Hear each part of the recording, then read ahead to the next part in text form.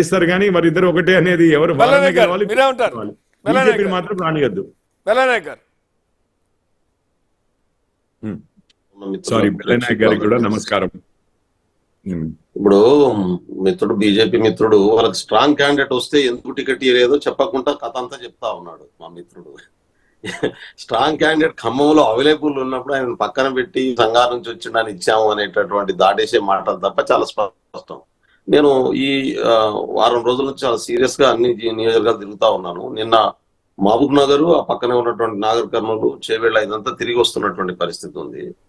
Mahabub Nagar లోనేమో BRS బీజేపీకి support చేస్తా ఉంది, నాగర్ కర్నూలులో బీజేపీ బీఆర్ఎస్ సపోర్ట్ చేస్తా ఉంది. గ్రౌండ్ లో ఉన్నటువంటి సిచ్యువేషన్ మనం గెలవలేము, ఇప్పుడు అటు వేసేద్దాం అనేటటువంటి పద్ధతిలో డైరెక్ట్ పార్టీ నుంచే డైరెక్షన్స్ ఉన్నటువంటి స్థితి.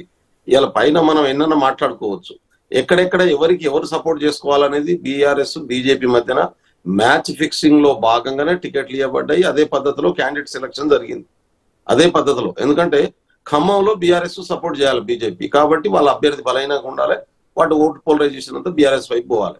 మహబూబాద్ లోనేమో బీఆర్ఎస్ కు బీజేపీ సపోర్ట్ చేయాలి, కాబట్టి అటు ఓటు పోలరైజేషన్ జరగాలి. వరంగల్ లోనేమో బీజేపీకి బీఆర్ఎస్ సపోర్ట్ చేయాలి, కాబట్టి బీఆర్ఎస్ వీక్ క్యాండిడేట్ పెడుతుంది, బీజేపీ నుంచి బలమైనటువంటి అభ్యర్థి బీఆర్ఎస్ నుంచి తీసుకొచ్చి దాన్ని పెట్టుకొని బలంగా తయారు చేసేటటువంటి ప్రయత్నం.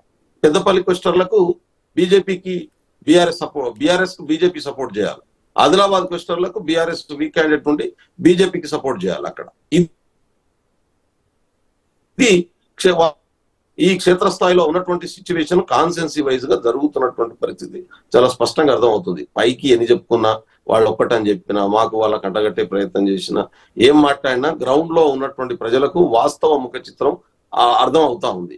ఎందుకు ఇంత గట్టిగా చెప్పగలుగుతున్నాను నేనంటే, బీఆర్ఎస్ లో ఉన్నటువంటి చాలా మంది మిత్రులు బీజేపీకి ఇష్టం లేక మేము కాంగ్రెస్ కే ఓటేస్తాం, రాహుల్ గాంధీ చెప్తున్నటువంటి చాలా స్పష్టంగా ఉంది, కేంద్రంలో బీజేపీ పోవాల్సినటువంటి అవసరం ఉంది, ఇవాళ కాంగ్రెస్ నాయకత్వంలో ప్రభుత్వం ఏర్పడాల్సినటువంటి అవసరం ఉందని చెప్పి డైరెక్ట్ గా ఓపెన్ గా మాట్లాడుతున్నటువంటి స్థితి గ్రౌండ్ లో ఉంది. గ్రామ స్థాయిలో కనుక చూస్తే చాలా స్పష్టంగా కనబడుతున్నటువంటి స్థితి ఉంది. సరే, అది బీజేపీ నాయకులు ప్యానల్లో ఉన్నటువంటి మిత్రులు, బీఆర్ఎస్ నాయకులు ఒప్పుకోకపోయినా, వాళ్ళకి తెలిసినా తెలియకున్నా వాళ్ళ అధినాయకత్వం ఇచ్చినటువంటి డైరెక్షన్ ఇది గ్రౌండ్ లో ఇంప్లిమెంట్ అవుతున్నటువంటి పరిస్థితి ఉంది.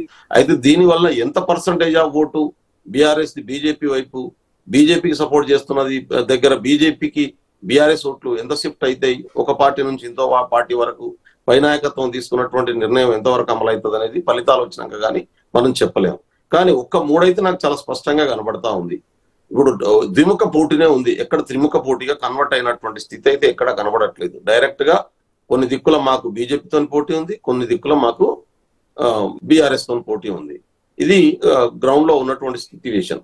మొత్తం అన్ని స్థానాల్లో కాంగ్రెస్ చాలా సీరియస్ గా ఫైట్ చేస్తున్నటువంటి పరిస్థితి ఉంది. అందుకనే రేవంత్ రెడ్డి గారు చాలా స్పష్టంగా 12 నుంచి 14 సీట్లు మేము గెలుస్తాం అనేటటువంటి ధీమాన ఆయన చెప్తా ఉన్నాడు. నేను కూడా చెప్తాను, 14 తగ్గేటటువంటి అవకాశం లేదు. చాలా స్పష్టంగా ఆ సిచ్యువేషన్ రోజు రోజుకు బిల్డ్ అవుతుంది.